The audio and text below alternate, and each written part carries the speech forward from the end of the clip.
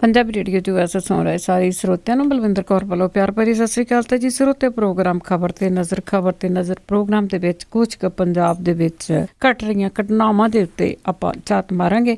ਖਬਰਾਂ ਤੋਂ ਪਹਿਲਾਂ ਧੰਨਵਾਦ ਕਰਨਾ ਚਾਹੁੰਦੇ ਸਾਡੇ ਸਪਾਂਸਰ ਦਾ, ਜਿਨ੍ਹਾਂ ਨੇ ਇਸ ਪ੍ਰੋਗਰਾਮ ਨੂੰ ਸਪਾਂਸਰ ਕਰਕੇ ਆਪ ਸਭ ਤੱਕ ਪਹੁੰਚਾਇਆ ਜੀ। ਕਾਬਲ ਸਿੰਘ ਜੀ ਬੈਂਸ ਮਡਸਟ ਸਿੰਘ ਕਾਲੋਂ, ਰੈਂਚੋ ਕਡੋਵਾ ਤੋਂ ਬਲਦੇਵ ਸਿੰਘ ਧਾਲੀਵਾਲ, ਰੀਨਾ ਤੋਂ ਰਿਸ਼ਪਾਲ ਕੌਰ ਖੰਗੂੜਾ ਦੇ ਪਰਿਵਾਰ, ਬੇਕਸਫੀਲਡ ਸੁਰਿੰਦਰ ਕੌਰ ਧਾਮੀ ਦੇ ਪਰਿਵਾਰ, ਸੀਰਸ ਤੋਂ ਸਤਨਾਮ ਸਿੰਘ ਛੇਰਗਿੱਲ ਦੇ ਪਰਿਵਾਰ, ਸਲਮਾ ਤੋਂ ਨਵਜੋਤ ਕੌਰ ਕਲੋਡੀ ਦੇ ਪਰਿਵਾਰ, ਜੁੱਬਾ ਸਿਟੀ ਤੋਂ ਗੁਰਦੀਪ ਸਿੰਘ ਬਿਰਦੀ, ਕਲੋਵਿਚ ਤੋਂ ਖਾਲਸਾ ਇੰਸ਼ੋਰੈਂਸ ਏਜੰਸੀ ਵਾਲੇ, ਸੈਨੋਜ਼ੇ ਤੋਂ ਸੂਬੇਦਾਰ ਸਰਜੀਤ ਸਿੰਘ ਜੀ ਖੰਗੂੜਾ, ਸੈਨੋਜ਼ੇ ਤੋਂ ਬਹੁਤ ਬਹੁਤ ਇਹਨਾਂ ਦੇ ਧੰਨਵਾਦੀ ਹਾਂ ਕਿ ਇਹਨਾਂ ਨੇ ਇਸ ਪ੍ਰੋਗਰਾਮ ਨੂੰ ਸਪਾਂਸਰ ਕਰਕੇ ਆਪ ਸਭ ਤੱਕ ਪਹੁੰਚਾਇਆ ਜੀ। ਤੇ ਗੱਲਬਾਤ ਕਰਦੇ ਹਾਂ ਜੀ ਆਪਾਂ ਮਿੰਟੂ ਗੁਰਸਰੀਆ ਜੀ ਨਾਲ। ਸਤਿ ਸ਼੍ਰੀ ਅਕਾਲ, ਸਵਾਗਤ ਹੈ ਜੀ। ਸ਼ੁਕਰੀਆ ਜੀ, ਸਾਰਿਆਂ ਨੂੰ ਸਤਿ ਸ਼੍ਰੀ ਅਕਾਲ। ਤੇ ਜੀ ਆਪਾਂ ਸਭ ਤੋਂ ਪਹਿਲੀ ਖਬਰ ਜਿਹੜੀ ਬਣੀ ਪਈ ਆ, ਇੱਕ ਸੁਰਖੀਆਂ ਬਣੀਆਂ ਪਈਆਂ ਅਖਬਾਰਾਂ ਦੀਆਂ, ਸੋਸ਼ਲ ਮੀਡੀਆ ਤੇ ਵੀ ਆ ਕਿ ਮੁੱਖ ਮੰਤਰੀ ਪ੍ਰਕਾਸ਼ ਸਿੰਘ ਬਾਦਲ ਦੀ ਸਿਹਤ ਖਰਾਬ। ਹਾਂ ਜੀ, ਕੱਲ ਉਹਨਾਂ ਦੀ ਅਚਾਨਕ ਸਿਹਤ ਖਰਾਬ ਹੋ ਗਈ। ਉਹ ਕੱਲ ਨਵਾਂ ਸ਼ਹਿਰ ਇਲਾਕੇ ਦੇ ਵਿੱਚ ਸੰਗਤ ਦਰਸ਼ਨ ਤੇ ਸੀਗੇ, ਸੰਗਤ ਦਰਸ਼ਨ ਕਰ ਰਹੇ ਸੀਗੇ ਤੇ ਅਚਾਨਕ ਉਹਨਾਂ ਦਾ ਅਸਥਮਾ ਵੱਧ ਗਿਆ ਤੇ ਅਚਾਨਕ ਉਹਨਾਂ ਦੀ ਛਾਤੀ ਹੈ ਜਿਹੜੀ ਉਹ ਵੀ ਜਾਮ ਹੋ ਗਈ। ਇਸ ਕਰਕੇ ਪਹਿਲਾਂ ਤੇ ਨਵਾਂ ਸ਼ਹਿਰ ਲੈ ਕੇ ਗਏ ਉਹਨਾਂ ਨੂੰ, ਫਿਰ ਉਸ ਤੋਂ ਬਾਅਦ PGI ਲੈ ਕੇ ਗਏ ਆ। ਰਾਤ ਦੇ ਮੈਨੂੰ ਲੱਗਦਾ ਉੱਥੇ ਹੀ ਨੇ ਜੀ। ਹਾਲੇ ਇਹ ਪੱਕਾ ਪਤਾ ਨਹੀਂ ਲੱਗਾ ਕਿ ਰਾਤ ਨੂੰ ਉਹਨਾਂ ਨੂੰ ਡਿਸਚਾਰਜ ਕਰ ਦਿੱਤਾ ਗਿਆ, ਪਰ ਰਾਤ ਤੱਕ ਦੇਰ ਰਾਤ ਤੱਕ ਉਹ PGI ਦੇ ਵਿੱਚ ਸੀਗੇ। ਉੱਥੇ ਕਾਫੀ ਸਿਕਿਉਰਿਟੀ ਵੀ ਟਾਈਟ ਕਰ ਦਿੱਤੀ ਗਈ ਹੈ। ਵੈਸੇ ਜਿਹੜੀ ਆ ਬਿਮਾਰੀ ਤੇ ਆ ਰਹੀ ਹੈ, ਪਰ ਦੱਸਦੇ ਕਿ ਕੱਲ ਹਾਲਤ ਜਿਹੜੀ ਕਾਫੀ ਵਿਗੜ ਗਈ ਸੀ CM ਸਾਹਿਬ ਦੀ, ਤਾਂ ਬਾਅਦ ਦੇ ਵਿੱਚ ਉਹ ਖਬਰ ਆਈ ਕਿ ਥੋੜਾ ਠੀਕ ਨੇ, ਥੋੜੀ ਹੁਣ ਉਹਨਾਂ ਦੀ ਸਿਹਤ ਹੈ ਜਿਹੜੀ ਠੀਕ ਹੈ। ਪਰ ਜੇ ਸੋਸ਼ਲ ਮੀਡੀਆ ਦੀ ਗੱਲ ਕਰੀਏ ਜੀ, ਕਿ ਇੱਥੇ ਫਿਰ ਜਿੱਦਾਂ ਕਹੀਏ ਕਿ ਇੱਕ ਨਕਾਰਾਤਮਕ ਚੀਜ਼ ਬਾਹਰ ਦੇਖ ਰਹੇ ਸੀ, ਬਾਹਰ ਨਿਕਲੀ ਹੋਈ ਕਿ ਲੋਕ ਹੈ ਜਿਹੜੇ ਉਹ ਬੇਸ਼ੱਕ ਉਹਨਾਂ ਦੇ ਵਿਰੋਧੀ ਹੋਣ ਜਾਂ ਉਹਨਾਂ ਦੇ ਆਲੋਚਕ ਹੋਣ, ਕੁਝ ਲੋਕ ਇਸ ਤਰ੍ਹਾਂ ਦੇ ਸੀਗੇ ਕਿ ਜਿਨ੍ਹਾਂ ਦੀਆਂ ਟਿੱਪਣੀਆਂ, ਜਿਨ੍ਹਾਂ ਦੀਆਂ ਜਿਹੜੀਆਂ ਪ੍ਰਤੀਕਿਰਿਆਵਾਂ ਉਹ ਅਸੀਂ ਇਹ ਨਹੀਂ ਕਹਿ ਸਕਦੇ ਕਿ ਉਹ ਜਿਹੜੀਆਂ ਕੰਮ ਦੀਆਂ ਜਿਹੜੀਆਂ ਚੰਗੀਆਂ, ਉਹ ਕੁਛ ਲੋਕ ਹੈ ਜਿਹੜੇ ਉਹ ਬਦਦੁਆਵਾਂ ਮੰਗ ਰਹੇ ਸੀ। ਪਰ ਇਸ ਤਰ੍ਹਾਂ ਕਰਨਾ ਨਹੀਂ ਚਾਹੀਦਾ, ਚਾਹੇ ਕੋਈ ਵੀ ਹੈ। ਆਲੋਚਨਾ ਜਿਹੜੀ ਹੈ ਕਿਸੇ ਦੀ ਉਹ ਆਪਣੇ ਮਾਪਦੰਡਾਂ ਤੇ ਕਰਨੀ ਚਾਹੀਦੀ ਹੈ, ਪਰ ਕੁਛ ਲੋਕ ਜਿਹੜੇ ਸੀ ਗਲਤ ਪ੍ਰਤੀਕਿਰਿਆਵਾਂ ਕਰਦੇ ਰਹੇ, ਤਾਂ ਇਹ ਸਿਲਸਿਲਾ ਜਿਹੜਾ ਹਾਲੇ ਵੀ ਚੱਲ ਰਿਹਾ ਹੈ ਸੋਸ਼ਲ ਮੀਡੀਆ ਤੇ ਜੀ। ਤੇ ਅੱਗੇ ਤੁਸੀਂ ਸੰਗਤ ਦਰਸ਼ਨ ਦੀ ਗੱਲ ਕੀਤੀ ਹੈ, ਅੱਗੇ ਸੁਖਬੀਰ ਸਿੰਘ ਬਾਦਲ ਦੇ ਸੰਗਤ ਦਰਸ਼ਨ ਦੀ ਗੱਲ ਕਰੀਏ ਤਾਂ ਕਹਿੰਦੇ ਉਸ ਚਾਅ ਦੇ ਨਾਲ ਨਹੀਂ ਆਈ ਸੰਗਤ ਉਹ ਸੁਖਬੀਰ ਸਿੰਘ ਬਾਦਲ ਦੇ ਦਰਸ਼ਨਾਂ ਨੂੰ। ਹਾਂ ਬਿਲਕੁਲ ਜੀ। ਇਹ ਸੰਗਤ ਦਰਸ਼ਨ ਦੇ ਵਿੱਚ ਹੁਣ ਜਿਹੜੀਆਂ ਕੁਰਸੀਆਂ ਉਹ ਸੰਗਤ ਨੂੰ ਤਰਸਦੀਆਂ ਰਹਿੰਦੀਆਂ ਨੇ, ਉਹ ਗੱਲ ਨਹੀਂ ਹੈ ਜਿਹੜੀ ਗੱਲ ਅੱਜ ਤੋਂ ਕੁਝ ਸਾਲ ਪਹਿਲਾਂ ਸੰਗਤ ਦਰਸ਼ਨਾਂ ਦੇ ਵਿੱਚ ਸੀਗੀ ਕਿ ਲੋਕ ਬੜੇ ਉਤਸ਼ਾਹ ਦੇ ਨਾਲ ਆਉਂਦੇ ਸੀਗੇ, ਬਹੁਤ ਉਮੀਦ ਦੇ ਨਾਲ ਆਉਂਦੇ ਸੀਗੇ ਕਿ ਇਹ ਸੰਗਤ ਦਰਸ਼ਨ ਹੈ ਜਿਹੜਾ ਉਹ ਤਾਰਨਹਾਰ ਬਣੇਗਾ, ਸਾਨੂੰ ਕੁਛ ਨਾ ਕੁਛ ਦੇ ਕੇ ਜਾਵੇਗਾ। ਪਰ ਜਦੋਂ ਇਹ ਸੰਗਤ ਦਰਸ਼ਨ ਹੋਏ ਉਦੋਂ ਉਮੀਦਾਂ ਜਿਹੜੀਆਂ ਟੁੱਟੀਆਂ। ਫਿਰ ਹੌਲੀ ਲੋਕਾਂ ਦਾ ਮੋਹ ਜਿਹੜਾ ਭੰਗ ਹੋਣਾ ਸ਼ੁਰੂ ਹੋ ਗਿਆ। ਹੁਣ ਇਹ ਹਾਲ ਆ, ਇਹ ਆਲਮ ਇਹ ਆ ਕਿ ਕੱਲ ਬਰਨਾਲਾ ਦੇ ਵਿੱਚ ਸੰਗਤ ਦਰਸ਼ਨ ਸੀਗਾ ਤੇ ਛੋਟੇ ਬਾਦਲ ਸਰਦਾਰ ਸੁਖਬੀਰ ਸਿੰਘ ਬਾਦਲ ਉੱਥੇ ਆਏ ਤਾਂ ਸੈਂਕੜੇ ਕੁਰਸੀਆਂ ਜਿਹੜੀਆਂ ਫੋਟੋ ਵੀ ਹੈ ਮੇਰੇ ਸਾਹਮਣੇ ਪਈ, ਉਹ ਸੈਂਕੜੇ ਕੁਰਸੀਆਂ ਜਿਹੜੀਆਂ ਉਹ ਖਾਲੀ ਪਈਆਂ ਰਹੀਆਂ। ਤੇ ਜਿਹੜੇ ਪ੍ਰਬੰਧਕ ਸੀ, ਜਿਹੜੇ ਇਹਨਾਂ ਦੇ ਉੱਥੋਂ ਦੇ ਅਕਾਲੀ ਲੀਡਰ ਆ, ਜਥੇਦਾਰ, ਉਹਨਾਂ ਦੇ ਭਾਦੀਆਂ ਬਣ ਗਈਆਂ ਕਿ ਇਹ ਬਣ ਕੀ ਗਿਆ, ਸੰਗਤ ਤੇ ਆਈ ਨਹੀਂ। ਤਾਂ ਉਹਨਾਂ ਨੇ ਨਾਲ ਦੀ ਨਾਲ ਸਕੂਲਾਂ ਦੇ ਵਿੱਚੋਂ ਛੁੱਟੀ ਕਰਵਾਈ। ਸਰਕਾਰੀ ਸਕੂਲ ਹੈ ਜਿਹੜੇ, ਉਹ ਵੀ ਅੱਜ ਕੱਲ੍ਹ ਸਰਕਾਰ ਦਾ ਬੜਾ ਵੱਡਾ ਸਹਾਰਾ ਨੇ, ਬੜਾ ਵੱਡਾ ਆਸਰਾ ਨੇ। ਸੋ ਉਹ ਫਿਰ ਕੰਮ ਆਏ, ਬੱਚਿਆਂ ਨੂੰ ਛੁੱਟੀ ਕਰਵਾ ਕੇ ਸੰਗਤ ਦਰਸ਼ਨ 'ਚ ਲਿਆਂਦਾ ਗਿਆ। ਔਰ ਬੱਚਿਆਂ ਨੂੰ ਸੰਗਤ ਦਰਸ਼ਨ 'ਚ ਲਿਆਉਣ ਤੋਂ ਪਹਿਲਾਂ ਬੁਰੀ ਤਰ੍ਹਾਂ ਉਹਨਾਂ ਦੀ ਤਲਾਸ਼ੀ ਕੀਤੀ ਗਈ, ਟੋਇਆ ਗਿਆ ਬੱਚਿਆਂ ਨੂੰ, ਫਿਰ ਉਹਨਾਂ ਨੂੰ ਸੰਗਤ ਦਰਸ਼ਨ 'ਚ ਬਿਠਾਇਆ। ਹਾਲਾਂਕਿ ਬੱਚੇ ਸ਼ਾਇਦ ਇਹਨਾਂ ਸਿਆਸੀ ਰਾਜਸੀ ਕੰਮਾਂ ਤੋਂ ਅਣਜਾਣ ਸੀਗੇ, ਪਰ ਫਿਰ ਵੀ ਉਹਨਾਂ ਨੇ ਕੁਰਸੀਆਂ ਤੇ ਬਹਿ ਕੇ ਜਿਹੜਾ ਉੱਥੋਂ ਪੀੜ ਦੇ ਵਿੱਚੋਂ ਛੁੱਟੀ ਮਿਲ ਗਈ, ਪੜ੍ਹਾਈ ਦੇ ਵਿੱਚੋਂ ਛੁੱਟੀ ਮਿਲ ਗਈ, ਉਹਦਾ ਪੂਰਾ ਆਨੰਦ ਮਾਣਿਆ। ਇਹ ਜਿਹੜੇ ਖਾਲੀ ਰਹਿਣ ਵਾਲੇ ਪੰਡਾਲ, ਖਾਲੀ ਰਹਿਣ ਵਾਲੇ ਜਿਹੜੇ ਇਹ ਕੰਮ ਆ, ਇਹ ਇਕੱਲੇ ਇੱਥੇ ਸੰਗਤ ਦਰਸ਼ਨ ਦੇ ਵਿੱਚ ਨਹੀਂ, ਅਸੀਂ ਜਿਹੜੀ ਇਹਨਾਂ ਦੀ ਸੀਗੀ ਮੁਕਤਸਰ ਕਾਨਫਰੰਸ, ਉਹਦੇ ਵਿੱਚ ਵੀ ਦੇਖਿਆ ਕਿ ਪੰਡਾਲ ਦੇ ਕੁਛ ਹਿੱਸੇ, ਕੁਝ ਜਿਹੜੇ ਕੋਨੇ ਸੀਗੇ ਉਹ ਬਿਲਕੁਲ ਖਾਲੀ ਪਏ ਸੀ। ਤੇ ਉਸ ਤੋਂ ਬਾਅਦ ਸੁਖਬੀਰ ਸਿੰਘ ਬਾਦਲ ਨੇ ਜਿਹੜੇ ਉਸ ਜ਼ਿਲ੍ਹੇ ਦੇ ਪ੍ਰਬੰਧਕ ਸੀ ਉਹਨਾਂ ਨੂੰ ਕਾਫੀ ਝਾੜ ਝੰਬ ਕੀਤੀ। ਸੋ ਇਹ ਖਾਲੀ ਕੁਰਸੀਆਂ, ਖਾਲੀ ਪੰਡਾਲ ਆਪਣੇ ਆਪ ਦੇ ਵਿੱਚ ਸੰਕੇਤ ਹੈ ਕਿ ਜਿਹੜੀ ਗੱਲਬਾਤ ਅੱਜ ਤੋਂ ਕੁਝ ਸਾਲ ਪਹਿਲਾਂ ਸੀ, ਕੁਝ ਮਹੀਨੇ ਪਹਿਲਾਂ ਸੀ, ਉਹ ਹੁਣ ਪਹਿਲਾਂ ਵਾਲੀ ਗੱਲ ਨਾ ਰਹੀ। ਇਹ ਕੁਰਸੀਆਂ ਹੁਣ ਆਉਣ ਵਾਲੇ ਦਿਨਾਂ 'ਚ ਭਰਨੀਆਂ ਕਿਵੇਂ ਆ, ਇਹ ਸੁਖਬੀਰ ਸਿੰਘ ਬਾਦਲ ਨੂੰ ਦੁਬਾਰਾ ਸੋਚਣਾ ਪਵੇਗਾ। ਪਰ ਸੰਗਤ ਦਰਸ਼ਨ ਜਿਹੜੀ ਹੈ ਇਹਨਾਂ ਦਾ ਜਿਹੜੀ ਇਹ ਕੋਸ਼ਿਸ਼ ਹੈ ਸੰਗਤ ਦਰਸ਼ਨ ਦੀ, ਉਹ ਇਹੋ ਜਿਹੀ ਹੈ ਕਿ ਕੱਲ ਇਹ ਪੰਜ ਗਰਾਈ ਖੁਰਦ ਗਏ ਸੀਗੇ, ਪੰਜ ਗਰਾਈ ਕਲਾਂ ਜਿਹੜਾ ਕਸਬਾ ਹੈ ਜੀ ਆਪਣੇ ਕੋਟਕਪੂਰੇ ਤੋਂ ਅੱਗੇ, ਉੱਥੇ ਸੰਗਤ ਦਰਸ਼ਨ 'ਚ ਗਏ ਤੇ ਸੰਗਤ ਦਰਸ਼ਨ ਹੈ ਜਿਹੜੇ ਸੰਗਤ ਦਰਸ਼ਨ ਲਈ ਜੁੜੀ ਹੈ ਜਿਹੜੀ ਸੰਗਤ, ਉਹ 4 ਘੰਟੇ ਉਡੀਕਦੀ ਰਹੀ ਕਿ ਸੰਗਤ ਦਰਸ਼ਨ ਕਰਨ ਵਾਲੇ ਆਉਣਗੇ। ਜਦੋਂ ਸੰਗਤ ਦਰਸ਼ਨ ਕਰਨ ਵਾਲੇ ਆਏ ਤੇ ਉਹਨਾਂ ਨੇ 4 ਮਿੰਟਾਂ 'ਚ ਫਾਹ ਵੱਢ ਕੇ ਸੰਗਤ ਦਰਸ਼ਨ ਦਾ ਪਰੇ ਮਾਰਿਆ। ਉਹ ਫਤਿਹ ਬੁਲਾ ਕੇ ਮਾਫੀ ਮੰਗ ਕੇ ਲੇਟ ਦੀ ਤੇ ਇਹ ਕਹਿ ਕੇ ਕਿ ਅਗਲੀ ਵਾਰ ਜਦੋਂ ਆਉਣਗੇ ਤੇ ਟਰਾਲੀ ਨੋਟਾਂ ਦੀ ਭਰ ਕੇ ਲਿਆਉਣਗੇ ਇਲਾਕੇ ਦੇ ਵਿਕਾਸ ਲਈ, ਤੇ ਸੰਗਤ ਦਰਸ਼ਨ ਕਰਨ ਵਾਲੇ ਆਓ ਗਏ।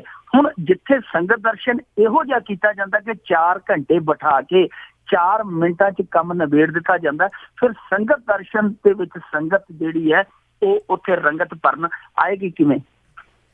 ਜੀ ਬਿਲਕੁਲ, ਉਹ ਰੰਗ ਨਹੀਂ ਬਣਦਾ। ਤੇ ਅੱਗੇ ਆਪਾਂ ਕੱਲ ਗੱਲ ਕੀਤੀ ਸੀ ਅਬੋਹਰ ਕਾਂਡ ਦੀ, ਜਿਸ ਦੇ ਵਿੱਚ ਡੋਡਾ ਨੂੰ ਪੇਸ਼ਗੀ ਜ਼ਮਾਨਤ ਨਹੀਂ ਸੀ ਮਿਲੀ ਤੇ ਉਹ ਕਹਿੰਦੇ ਕਿ SSP ਦੇ ਸਾਹਮਣੇ ਆਤਮ ਸਮਰਪਣ ਕਰ ਦਿੱਤਾ। ਹਾਂ ਬਿਲਕੁਲ ਜੀ, ਆਪਾਂ ਕੱਲ ਵੀ ਗੱਲ ਕੀਤੀ ਸੀ ਕਿ ਇਹਨੂੰ ਰਾਹਤ ਮਿਲਣ ਦੀ ਗੁੰਜਾਇਸ਼ ਜਾਪਦੀ ਨਹੀਂ ਹੈ, ਕਿਉਂਕਿ ਜਿਹੜਾ ਇਹ ਮਾਮਲਾ ਹੈ ਅਬੋਹਰ ਕਾਂਡ ਦਾ, ਉਹ ਬੜਾ ਸੰਜੀਦਾ, ਬਹੁਤ ਜ਼ਿਆਦਾ ਗੰਭੀਰ ਹੈ, ਸੰਵੇਦਨਸ਼ੀਲ ਘਟਨਾ ਹੋਈ ਹੈ, ਬਹੁਤ ਝੰਜੋੜਿਆ ਲੋਕਾਂ ਨੂੰ, ਹਾਈ ਪ੍ਰੋਫਾਈਲ ਮਾਮਲਾ ਬਣ ਗਿਆ ਕਿਉਂਕਿ ਦਲਿਤ ਸਮਾਜ ਦੇ ਨਾਲ ਜੁੜਿਆ ਹੋਇਆ ਇਹ ਸਾਰਾ ਘਟਨਾਕ੍ਰਮ ਸੀਗਾ। ਉਸ ਤੋਂ ਬਾਅਦ ਤੁਹਾਨੂੰ ਪਤਾ ਰਾਜ ਸਭਾ, ਲੋਕ ਸਭਾ ਤੱਕ ਇਹਦੀ ਗੂੰਜ ਪਈ ਹੈ, ਔਰ ਜਿਹੜੀ ਧਾਰਾ ਲੱਗੀ ਸੀਗੀ ਉਹ ਵੀ ਉਹ ਸਾਰਿਆਂ ਨੂੰ ਪਤਾ ਹੀ ਹੈ ਕਿ 120 ਦੀ, ਉਹ ਵੀ ਇਹਦੀ ਜਾਨ ਹੈ ਜਿਹੜੀ ਉਹ ਆਸਾਨੀ ਨਾਲ ਛੱਡਣ ਵਾਲੀ ਨਹੀਂ ਸੀ। ਸੋ ਹਾਈ ਕੋਰਟ ਦਾ ਬੂਹਾ ਜਦੋਂ ਬੰਦ ਵੇਖਿਆ ਸ਼ਿਵ ਲਾਲ ਡੋਡਾ ਨੇ, ਫਿਰ ਸਾਰੇ ਰਸਤੇ ਜਿਹੜੇ ਉਹਨੂੰ ਲੱਗਿਆ ਕਿ ਹੁਣ ਬਲੌਕ ਹੋ ਗਏ, ਬੰਦ ਹੋ ਗਏ, ਤਾਂ ਹੁਣ ਇੱਕ ਹੀ ਰਸਤਾ ਬਚਿਆ ਕਿ ਚੁੱਪ ਕਰਕੇ ਜੇਲ੍ਹ ਨੂੰ ਚਾਲੇ ਪਾ ਦੇਈਏ, ਉੱਥੇ ਜਿਹੜਾ ਟਾਈਮ ਲੱਗਣਾ ਹੈ ਉਹ ਲਾ ਕੇ ਤੇ ਜ਼ਮਾਨਤ ਹੈ ਜਿਹੜੀ ਹਾਸਲ ਕਰ ਲਈਏ। ਹੁਣ ਸ਼ਿਵ ਲਾਲ ਡੋਡਾ ਜਿਹਨੇ ਸਰੈਂਡਰ ਕੀਤਾ SSP ਦਫ਼ਤਰ 'ਚ ਜਾ ਕੇ ਫਾਜ਼ਿਲਕਾ ਦੇ ਵਿੱਚ, ਉਹ ਅੱਜ ਅਦਾਲਤ ਦੇ ਵਿੱਚ ਪੇਸ਼ ਹੋਏਗਾ, ਉਹਨੂੰ ਅਦਾਲਤ ਦੇ ਵਿੱਚ ਪੇਸ਼ ਕੀਤਾ ਜਾਵੇਗਾ। ਉਸ ਤੋਂ ਬਾਅਦ ਉਹਦਾ ਜਿਹੜਾ ਜਿਸਮਾਨੀ ਰਿਮਾਂਡ ਲਿਆ ਜਾਏਗਾ, ਪੁਲਿਸ ਵੱਲੋਂ ਪੁੱਛਗਿੱਛ ਕੀਤੀ ਜਾਵੇਗੀ। ਪਰ ਮਹੱਤਵਪੂਰਨ ਚੀਜ਼ ਇਹ ਆ ਕਿ ਕੀ ਪੰਜਾਬ ਪੁਲਿਸ ਇਹ ਪੁੱਛੇਗੀ ਕਿ ਡੋਡਾ 40 ਦਿਨ ਕਿੱਥੇ ਰਿਹਾ ਤੇ ਉਹਨੂੰ ਭੱਜਣ 'ਚ, ਉਹਨੂੰ ਲੁਕਣ 'ਚ ਕਿਹੜੇ ਲੋਕਾਂ ਨੇ ਮਦਦ ਕੀਤੀ। ਹੁਣ ਇੱਕ ਹੋਰ ਦਿਲਚਸਪ ਗੱਲ ਸੁਣੋ, ਇਹ ਹੈ ਕਿ ਕੱਲ ਜਦੋਂ ਪ੍ਰਕਾਸ਼ ਸਿੰਘ ਬਾਦਲ ਹੋਰੀ ਨਵਾਂ ਸ਼ਹਿਰ ਦੇ ਵਿੱਚ ਸੰਗਤ ਦਰਸ਼ਨ ਕਰ ਰਹੇ ਸੀ ਤੇ ਉੱਥੇ ਕਿਸੇ ਪੱਤਰਕਾਰ ਨੇ ਪੁੱਛਿਆ ਕਿ ਅਬੋਹਰ ਕਾਂਡ ਬਾਰੇ, ਤੇ ਉਹਨਾਂ ਨੇ ਜਵਾਬ ਦਿੱਤਾ, ਕਹਿੰਦੇ ਭਾਈ ਸਾਡਾ ਇਸ ਕਾਂਡ ਦੇ ਦੋਸ਼ੀ ਨਾਲ ਕੋਈ ਲਾਗਾ ਤੇਗਾ ਨਹੀਂ, ਅਕਾਲੀ ਦਲ ਨਾਲ ਜੋੜਨਾ ਹੀ ਗਲਤ ਹੈ ਜੀ। ਉਹ ਕਹਿੰਦੇ ਕਿ ਇਸ ਨੂੰ ਅਕਾਲੀ ਦਲ ਨਾਲ ਜੋੜਨਾ, ਯਾਨੀ ਸ਼ਿਵ ਲਾਲ ਡੋਡਾ ਨੂੰ ਅਕਾਲੀ ਦਲ ਨਾਲ ਜੋੜਨਾ ਬਹੁਤ ਗਲਤ ਗੱਲ ਹੈ।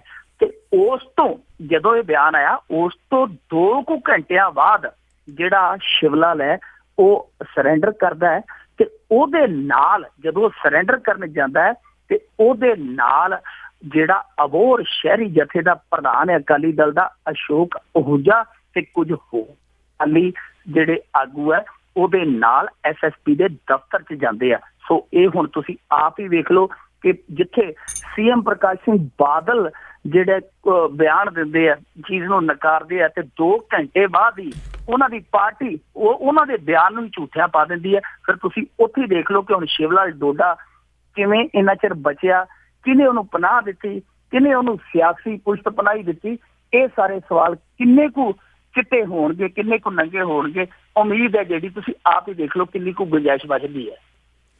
ਜੀ ਬਿਲਕੁਲ, ਅੱਗੇ ਤਾਂ ਇਹ ਕਹਿੰਦੇ ਹੁੰਦੇ ਸੀਗੇ ਕਿ ਮੈਨੂੰ ਤਾਂ ਕੁਛ ਨਹੀਂ ਪਤਾ, ਪਰ ਹੁਣ ਪਤਾ ਤਾਂ ਇਹਨਾਂ ਨੂੰ ਸਾਰਾ ਕੁਛ ਹੀ ਆ, ਪਰ ਜਿਹੜੀ ਢੀਠਤਾਈ ਆ। ਤੇ ਅੱਗੇ ਪੰਜਾਬ ਦੀ ਗੱਲ ਕਰੀਏ, ਪੰਜਾਬ ਦੇ ਕਿਸਾਨਾਂ ਦੀ ਗੱਲ ਕਰਦੇ ਆ ਕਿ ਉਹਨਾਂ ਦੇ ਸਿਰ ਕਰਜ਼ੇ ਕਿੰਨੇ ਆ ਕਿ ਪੰਜਾਬ ਦੇ ਕਿਸਾਨਾਂ ਸਿਰ 70 ਕਰੋੜ ਦਾ ਕਰਜ਼ਾ ਹੈ ਜੀ।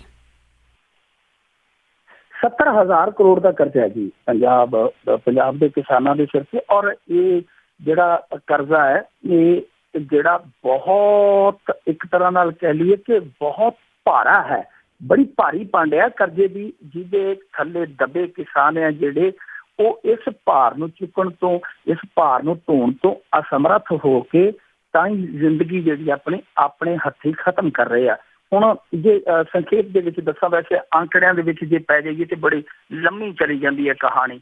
ਛੋਟਾ ਕਿਸਾਨ ਹੈ ਜਿਹੜਾ, ਜਿਹਨੂੰ ਆਪਾਂ 5 ਕਿੱਲਿਆਂ ਵਾਲਾ ਗਿਣਦੇ ਹਾਂ, ਛੋਟਾ ਕਿਸਾਨ, ਉਹਨੂੰ 5 ਕਿੱਲਿਆਂ ਵਾਲਾ, 5 ਏਕੜ ਤੋਂ ਜਾਂ ਥੱਲੇ ਜਾਂ 5 ਏਕੜ ਦੇ ਕਰੀਬ ਉਹਨੂੰ ਛੋਟਾ ਕਿਸਾਨ ਕਿਹਾ ਜਾਂਦਾ ਪੰਜਾਬ ਦੇ ਵਿੱਚ।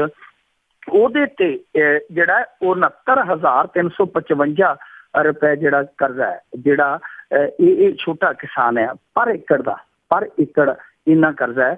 ਜਿਹੜਾ ਸੀਮਾਂਤ ਕਿਸਾਨ ਹੈ, ਜਿਹਨੂੰ ਸੀਮਾਂਤ ਕਹਿ ਦਿੰਦੇ, ਜਿਹਦੇ ਕੋਲ 2 ਕਿੱਲੇ ਜ਼ਮੀਨ ਹੈ, ਤਾਂ ਉਹਦਾ ਜਿਹੜਾ ਕਰਜ਼ਾ ਹੈ ਉਹ ਵੀ ਲਗਭਗ ਇੰਨਾ ਕੁ ਬਣਦਾ ਹੈ। ਸੋ ਇਹ ਜਿਹੜਾ ਔਸਤ 1 ਏਕੜ ਤੇ ਲਾ ਲਓ ਇੰਨਾ ਕਰਜ਼ਾ ਹੈ। ਹੁਣ 69-70 ਹਜ਼ਾਰ ਰੁਪਇਆ ਔਸਤ 1 ਏਕੜ ਤੇ ਕਰਜ਼ਾ ਹੈ, ਤੇ ਉਹਦੀ ਜੇ ਆਮਦਨ ਲਾਈਏ ਕਿੱਲੇ ਦੀ ਤੇ ਮੈਨੂੰ ਲੱਗਦਾ ਕਿ ਉਹ ਵੀ ਇੰਨੀ ਕੁ ਨਿਕਲਦੀ ਹੋਣੀ ਹੈ ਜੇ ਸਾਰੀਆਂ ਦੋਨਾਂ ਫਸਲਾਂ ਦੀ ਲਾ ਲਈਏ। ਹੁਣ ਇਹ ਜਿਹੜੀ ਹੈ ਵਿਆਜ ਹੈ ਉਹ ਵੱਖਰੀ ਹੈ, ਜਿਹੜੇ ਹੋਰ ਖਰਚੇ ਉਹ ਵੱਖਰੇ ਆ।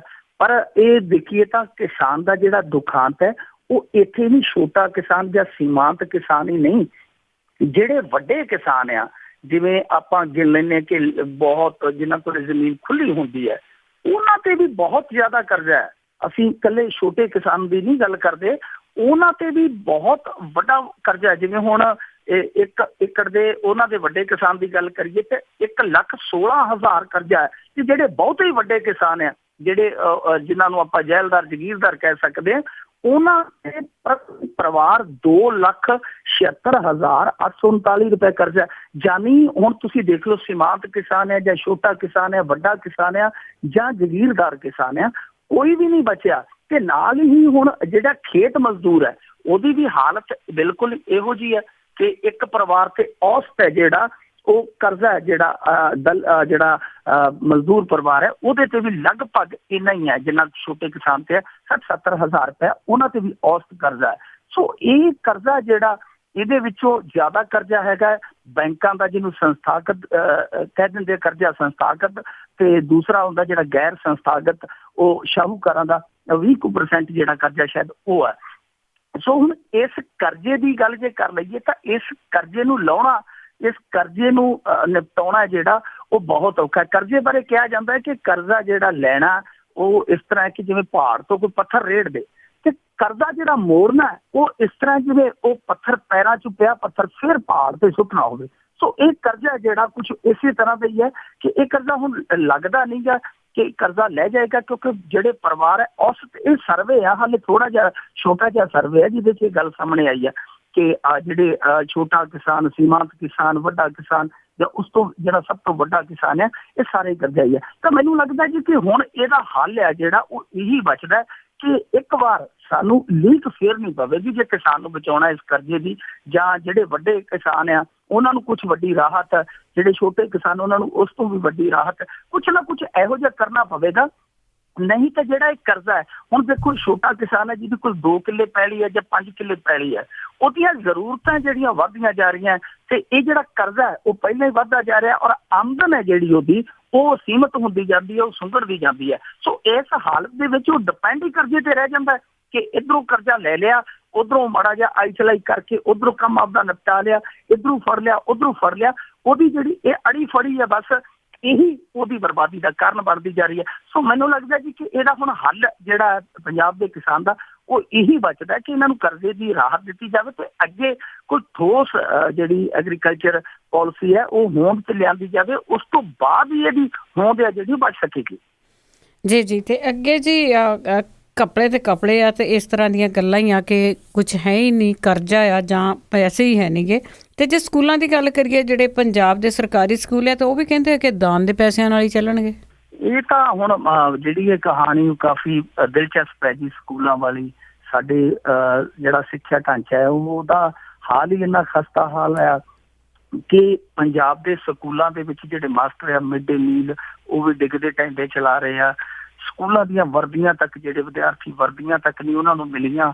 ਬਹੁਤ ਕੁਛ ਹੈ ਜੀ। ਬਿਜਲੀ ਹੈ ਜਿਹੜੀ ਉਹ ਕੁੰਡੀਆਂ ਤੇ ਬਲ ਰਹੀ ਹੈ।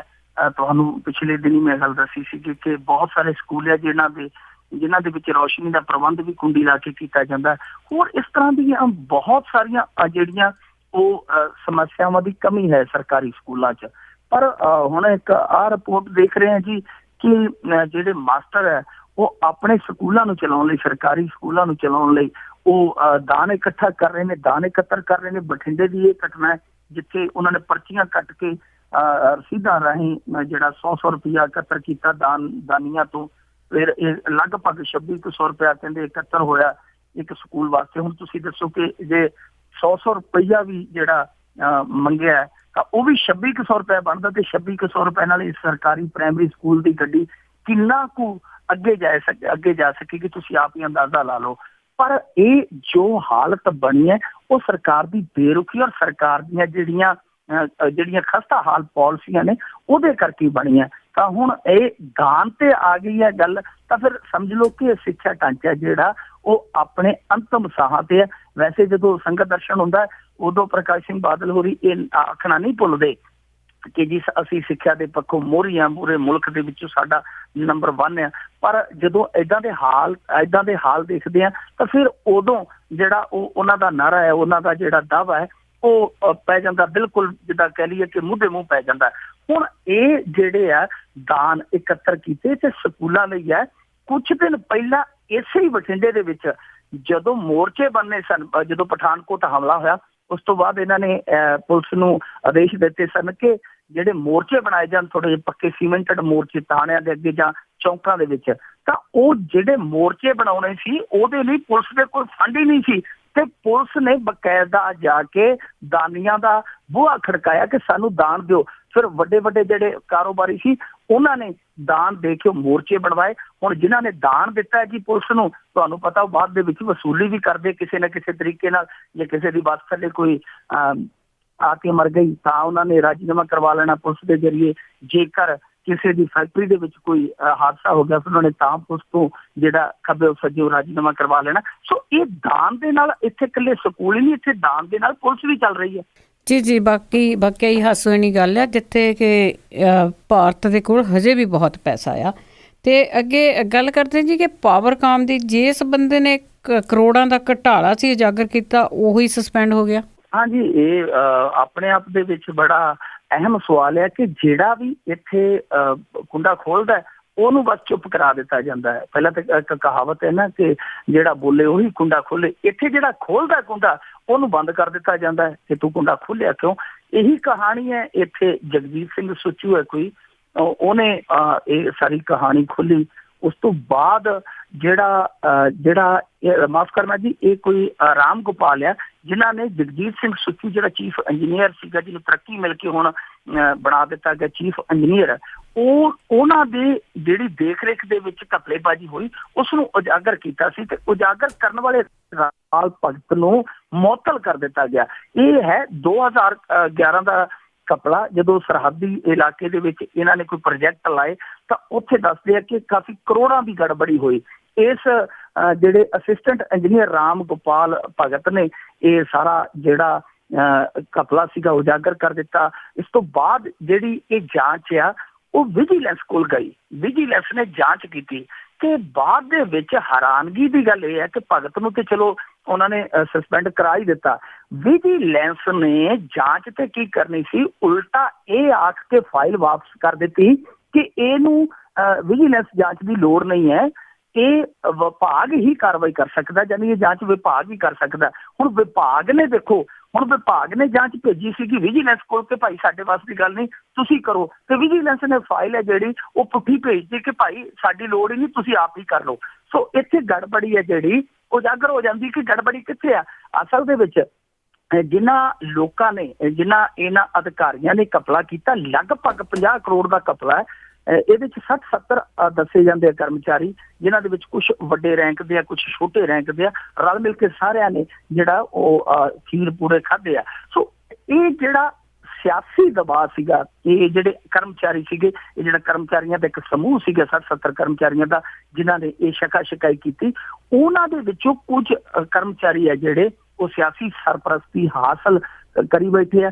ਉਹਨਾਂ ਦੇ ਵਿੱਚੋਂ ਇੱਕੋ ਜਿਹੜਾ ਜਗਜੀਤ ਸਿੰਘ ਸੁੱਚੂ ਹੈ ਉਹਨੂੰ ਤਰੱਕੀ ਵੀ ਦੇ ਦਿੱਤੀ ਗਈ। ਹਾਲਾਂਕਿ ਉਹ ਜਾਂਚ ਹੈ ਜਿਹੜੀ ਉਹ ਚੱਲ ਰਹੀ ਹੈ ਦਵਾਟੇ, ਉਹ ਜਿਹੜਾ ਸਭ ਤੋਂ ਵੱਡਾ ਇਲਜ਼ਾਮਾਂ ਦੇ ਘੇਰੇ ਵਿੱਚ ਹੈ ਉਹਨੂੰ ਤਰੱਕੀ ਵੀ ਦੇ ਦਿੱਤੀ ਗਈ ਤੇ ਜਿਹਨੇ ਇਹ ਸਾਰਾ ਕੁਝ ਕੱਢਿਆ ਉਹਨੂੰ ਘਰੇ ਬਿਠਾ ਦਿੱਤਾ ਗਿਆ। ਹੁਣ ਜਿਹੜੇ ਵਿਜੀਲੈਂਸ ਵਾਲੇ ਆ, ਜੇ ਉਹਨਾਂ ਨੂੰ ਪੁੱਛੀਏ ਤੇ ਉਹ ਕਹਿੰਦੇ ਆ ਜੀ ਕਿ ਇਹਦੇ ਦੇ ਵਿੱਚ ਸਾਡੇ ਤੇ ਰਾਜਸੀ ਦਬਾਅ ਸੀਗਾ, ਇਸ ਮਾਮਲੇ ਦੇ ਵਿੱਚ ਗੜਬੜੀ ਤਾਂ ਹੈ, ਪਰ ਕੀ ਕਰੀਏ, ਜਿਹੜੀ ਰਾਜਸੀ ਸ਼ਕਤੀ ਹੈ ਉਹ ਇਸ ਕੰਮ ਨੂੰ ਸਿਰੇ ਚੜ੍ਹਨ ਨਹੀਂ ਦੇਣਾ ਚਾਹੁੰਦੀ। ਸੋ ਇਹ ਜਿਹੜਾ ਇਹੋ ਜਿਹਾ ਹਾਲ ਬਣਿਆ। ਤਾਂ ਕੱਲ ਵੀ ਆਪਾਂ ਗੱਲ ਕੀਤੀ ਸੀ ਕਿ ਇੱਕ ਥਾਣੇਦਾਰ ਹੈ ਜਿਹੜਾ ਉਹ ਰੇਡ ਕਰਨ ਗਿਆ ਕਿਸੇ ਅਕਾਲੀ ਆਗੂ ਦੇ ਘਰੇ, ਉਹ ਜਦੋਂ ਰੇਡ ਕਰਕੇ ਮੁੜਿਆ ਤੇ ਆਉਂਦਿਆਂ ਨੂੰ ਉਹਦੇ ਮੇਜ਼ ਤੇ ਉਹਦਾ ਤਬਾਦਲਾ ਪਿਆ ਸੀ ਕਿ ਭਾਈ ਇੱਥੇ ਚੱਲ।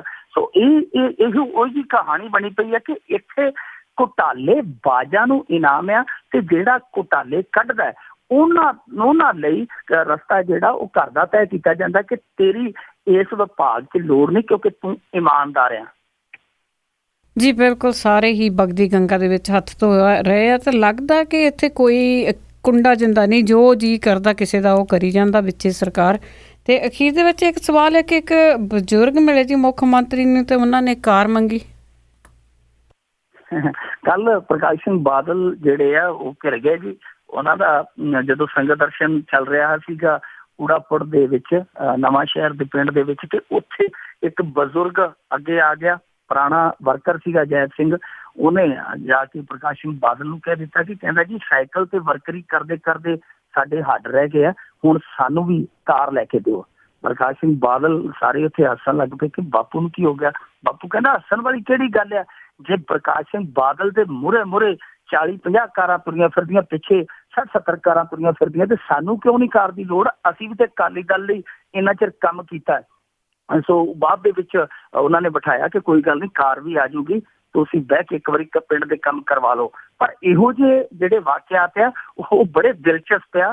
ਅਸੀਂ ਸੰਗਤ ਦਰਸ਼ਨ ਇੱਕ ਵਾਰੀ ਕਵਰ ਕਰਨ ਗਏ ਸੀਗੇ, ਮਾਹੂ ਵਾਲਾ ਪਿੰਡ ਆ, ਤੇ ਉੱਥੋਂ ਬਜ਼ੁਰਗਾਂ ਨੇ ਬਾਹੋਂ ਫੜ ਲਿਆ ਸੀ ਪ੍ਰਕਾਸ਼ ਸਿੰਘ ਬਾਦਲ ਨੂੰ। ਕਹਿੰਦੇ ਕਿ ਤੂੰ ਸਾਡੇ, ਉਹ ਕਿਉਂਕਿ ਇਲਾਕਾ ਜਿਹੜਾ ਉਹਨਾਂ ਦੇ ਲੰਬੀ ਹਲਕੇ ਦਾ ਸੀ, ਕਹਿੰਦੇ ਕਿ ਤੂੰ ਸਾਡਾ ਕਾਹਦਾ ਮੁੱਖ ਮੰਤਰੀ ਹੈ, ਅਸੀਂ ਤਾਂ ਫੀਮ ਤੋਂ ਮਰੀ ਜਾਂਦੇ, ਫੀਮ ਤੇ ਤੂੰ ਠੇਕੇ ਨਹੀਂ ਖੋਲਦਾ, ਫੀਮ ਦੇ ਠੇਕੇ ਖੋਲ। ਸੋ ਉਹ ਤੋਂ ਵੀ ਉੱਥੇ ਗੱਲ ਨਹੀਂ ਸੀ ਆਈ। ਬਜ਼ੁਰਗ ਹੈ ਜਿਹੜੇ ਪੁਰਾਣੇ ਜਾਣਕਾਰ ਹੈ ਪ੍ਰਕਾਸ਼ ਸਿੰਘ ਬਾਦਲ ਹੋਰਾਂ ਦੇ, ਉਹ ਇਹੋ ਜਿਹੇ ਸਵਾਲ ਰੱਖ ਲੈਂਦੇ ਆ। ਤੇ ਬਿਲਕੁਲ ਸਵਾਲ ਇਹਦਾ ਬਾਬੇ ਦਾ ਵੀ ਜਾਇਜ਼ ਹੈ ਕਿ ਜੇ ਖਾਲੀ ਕਾਰਾਂ ਹੀ ਕਾਫਲੇ ਦੇ ਨਾਲ ਸੀਐਮ ਦੇ ਇੰਨੀਆਂ ਭੱਜੀਆਂ ਫਿਰਦੀਆਂ, ਤੇ ਇਹੋ ਜਿਹੇ ਵਰਕਰ ਨੂੰ ਵੀ ਗੱਡੀ ਤੇ ਚੜਾ ਦੇਣ, ਵਿੱਚ ਹੋਰ ਨਹੀਂ ਤੇ ਡਰਾਈਵਰ ਦੇ ਨਾਲ ਹੀ ਬਿਠਾ ਦੇਣ, ਖਾਣਾ ਪੂਰਤੀ ਤੇ ਹੋਵੇ। ਜੀ ਬਹੁਤ ਬਹੁਤ ਧੰਨਵਾਦ ਜੀ, ਤੁਸੀਂ ਸਾਡੇ ਨਾਲ ਜੁੜੇ ਤੇ ਖਬਰਾਂ ਦੇ ਪਿੱਛੇ ਕੀ ਹੁੰਦਾ ਉਹਦੇ ਬਾਰੇ ਗੱਲਬਾਤ ਕੀਤੀ। ਧੰਨਵਾਦ ਜੀ, ਥੈਂਕ ਯੂ ਜੀ। ਆਤੇ ਜੀ ਸਰੋਤਿਓ, ਅਜਨਾਮਾ ਆਸਾ ਰਾਮ ਦੀ ਆਸ ਨਹੀਂ ਹੋਈ ਪੂਰੀ, ਛੁੱਟੀ ਜੇਲ੍ਹ ਦੇ ਵਿੱਚੋਂ ਨਹੀਂ ਜਾਨ ਮੀਆਂ, ਬਦਲ ਵਕੀਲ ਉਸ ਵੇਖ ਲੈ ਸੀ, ਫਿਰ ਵੀ ਅਰਜ਼ ਨਾ ਹੋਈ ਪਰਵਾਨ ਮੀਆਂ, ਉਸ ਦੀ ਧਾੜ ਨਾ ਫਿਰ ਵੀ ਬਾਜ ਆਵੇ, ਬੈਠੇ ਡੇਰੇ ਦੇ ਅੰਦਰ ਕਈ ਡਾਨ ਮੀਆਂ, ਹੋਈ ਜਾ ਰਿਹਾ ਕਾਣ ਫਿਰ ਬੱਚਿਆਂ ਦਾ, ਡਰਦੇ ਖੋਲਣ ਨੇ ਲੋਕ ਜ਼ਬਾਨ ਮੀਆਂ, ਜੰਤਰ ਮੰਤਰ ਤੇ ਤੰਤਰ ਨੇ ਮਿਲੇ ਫਿਰਦੇ, ਕੋਈ ਨਹੀਂ ਵੇਖਦਾ ਹੋ ਰਿਹਾ ਪਾਪ ਮੀਆਂ, ਅੰਨੀ ਸ਼ਰਧਾ ਹੈ ਬਹੁਤ ਸ਼ਰਧਾਲੂਆਂ ਦੀ, ਆਸਾ ਰਾਮ ਦਾ ਕਰਨ ਪੈ ਜਾਪ ਮੀਆਂ, ਅੰਨੀ ਸ਼ਰਧਾ ਹੈ ਬਹੁਤ ਸ਼ਰਧਾਲੂਆਂ ਦੀ, ਆਸਾ ਰਾਮ ਦੀ ਕਰਨ ਪੈ ਜਾਪ ਮੀਆਂ। ਤੇ ਸਾਰੇ ਸਰੋਤਿਆਂ ਨੂੰ ਬਲਵਿੰਦਰ ਕੌਰ ਵੱਲੋਂ ਅਗਲੇ ਬੁਲਟਨ ਤੱਕ ਪਿਆਰ ਭਰੀ ਸਤਿ ਸ੍ਰੀ ਅਕਾਲ।